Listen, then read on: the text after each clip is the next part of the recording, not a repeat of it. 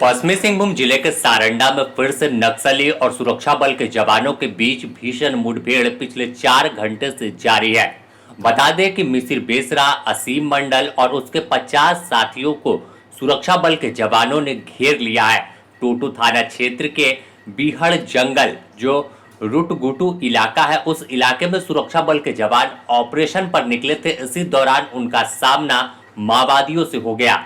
इसके बाद लगातार दोनों ओर से अंधाधुंध फायरिंग की जा रही है।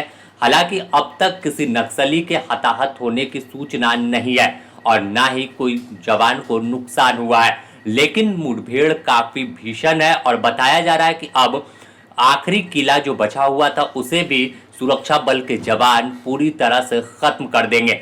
यानी मिसिर बेसरा पिछले बार जब मुठभेड़ हुई 15 अप्रैल को, तो उस बार 3 दिनों की मुठभेड़ में जवानों को चकमा देकर मिसिर बेसरा भाग निकला था। इसके बावजूद वापस से सुरक्षा बल के जवानों ने ऑपरेशन की शुरुआत की, जिसमें कोबरा 209 बटालियन, जिला पुलिस और सीआरपीएफ के साथ साथ झारखंड जगुआर की टीम है। और संयुक्त ऑपरेशन के दौरान जंगल में सुरक्षा बल के जवान नक्सलियों की तलाश कर रहे थे। इस दौरान ही जैसे ही वह रूटू गुटू इलाके में पहुंचे, बीहड़ जंगल है, यहां पर जैसे ही पहुंचते हैं तो सुरक्षा बल के जवानों को देखते ही नक्सली फायरिंग शुरू कर देते हैं। तुरंत जवानों ने मोर्चा संभाला और इसके बाद जवाबी कार्रवाई शुरू कर दी।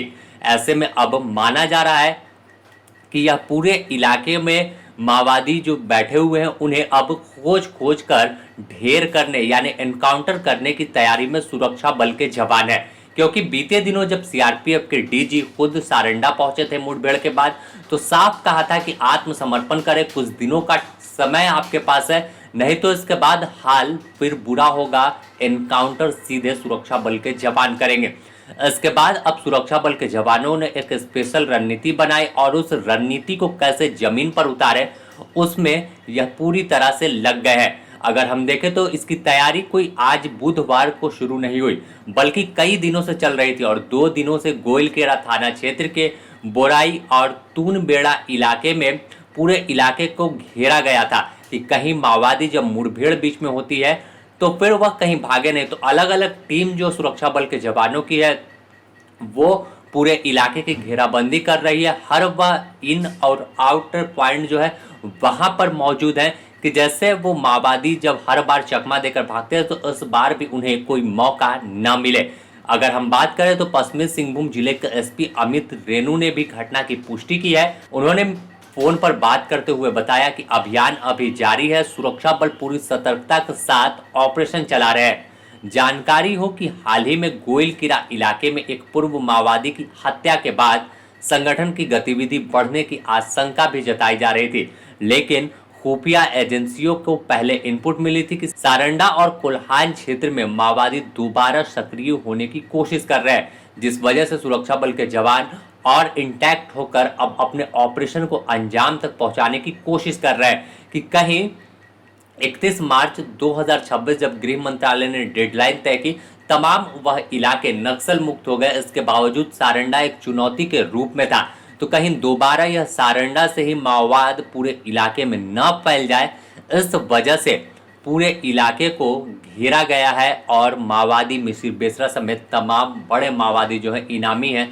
उन पर गोलियां बरसाई जा रही है। अगर हम बात करें तो बीते दिनों जब सारंडा में सुरक्षा बल और नक्सलियों के बीच मुठभेड़ हुई थी, इस मुठभेड़ में जवानों को नुकसान उठाना पड़ा था और 6 जवान घायल हुए थे। 2 को गोली लगी थी मुठभेड़ में, बल्कि और जबकि 4 जो जवान थे वो आईईडी की चपेट में आकर घायल हुए थे।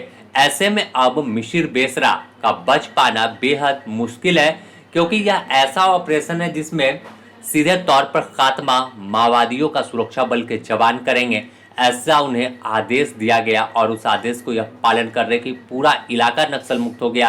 तो यह टोटो थाना क्षेत्र या छोटा नागर इलाका बात करें, यह 2 ऐसे थाना है जो बहुत ही ज़्यादा जब सारंडा जंगल जाते हैं तो अंदर में मौजूद है और काफ़ी घने इलाके तक फैले हुए हैं।